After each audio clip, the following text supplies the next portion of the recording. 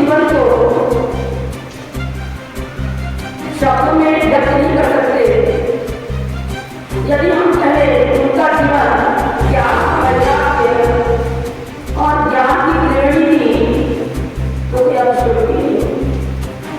त्याग वैराग्य और संयम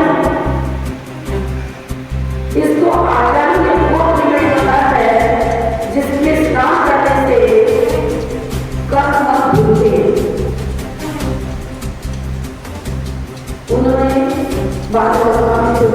दीक्षा लेकर के संयम को स्वीकार किया और अपने जीवन को तो परम बनाया नहीं, अन्य शिष्यों को त्याग और वैराग्य के मार्ग पर लगा दिया। दीक्षा शिक्षा देकर उनके जीवन को भी सुशासित किया।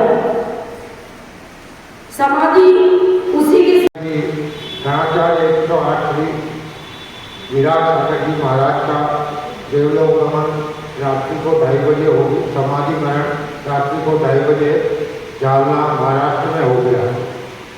आचार्य श्री के बारे में अभी आपको माता जी ने सबने राजकुमार जी ने बताया।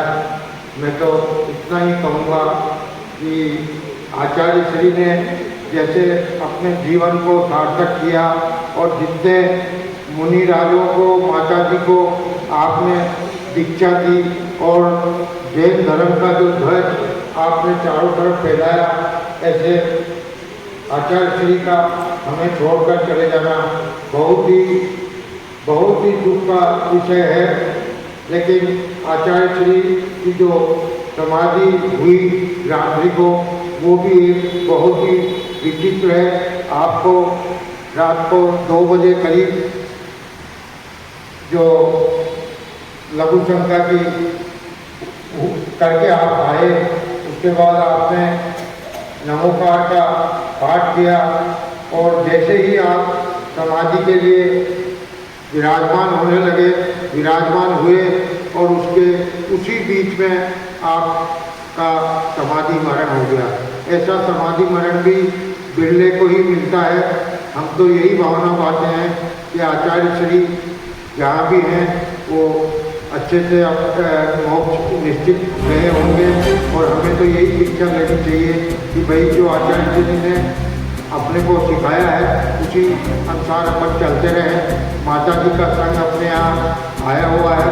मैं तो इतना ही कहूँगा कि ज़्यादा से ज़्यादा अपन इस चतुर्मास में लाभ ले रहे, अपने को कुछ सीखने कार्य करके चले गए और आज हमारे समाज को जो गति की है अपने, और जो समाज के प्रति जो आपने कर्तव्य का निर्वहन किया है, सच में ऐसे संत बार बार पैदा नहीं होते।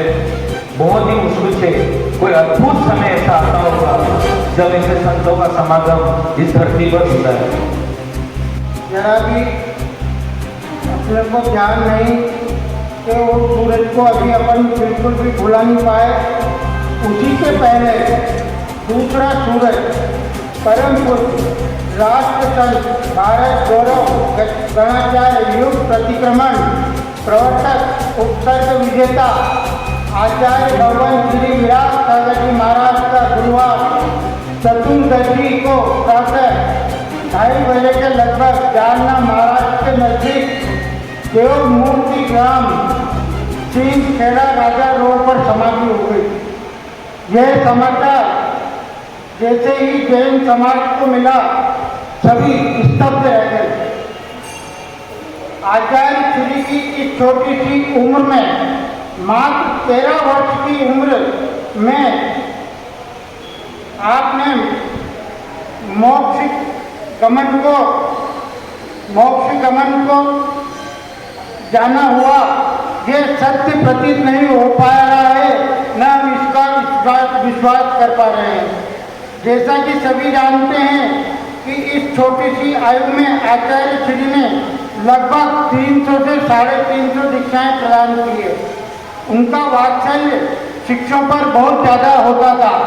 ऐसे ही एक बार चर्चा विमर्श सागर जी महाराज के द्वारा बात हुई थी, तब उन्होंने बताया था कि उनका जो वात्सल्य है वो वात्सल्य ऐसा था कि बिल्कुल शिष्यों को कभी भी कुछ हो जाता था तो वो गोदी में उनका सर रखकर सर मसलते थे कई देर तक, जब तक कि वो सामान्य नहीं हो जाए जब तक उनका सर मसलते थे और वात्सल्य पूरा देते थे। आपने कई शिष्यों की समाधि मरण भी बहुत आपके द्वारा हुआ। आपके मात्र 17 वर्ष की आयु में दीक्षा ग्रहण कर ली थी।